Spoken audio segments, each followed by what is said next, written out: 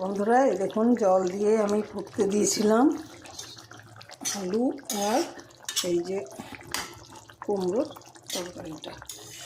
ভালো করে সেদ্ধ করে নিচ্ছি আলুটা। কুমড়োটা অলরেডি আগেই হয়ে গেছে, ও তো ভাজতে ভাজতেই দেখতে পেয়েছেন অনেকটা হয়ে গেছে, প্রায় কুক হয়ে এসেছে। এবার আমি দিয়ে দেবো ভেজে রাখা মাছগুলোর সঙ্গে অ্যাড করব।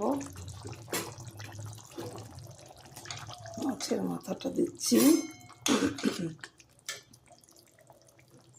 মাছটা একটু আমার হাতে নাড়াতে ভেঙেই গেছে, তবুও দিতেই হবে একটু। ঝোলটায় দিয়ে দিচ্ছি আরেকটা মাছ যে দিচ্ছি, এই মাছটাও এখানটায় দিয়ে দিলাম।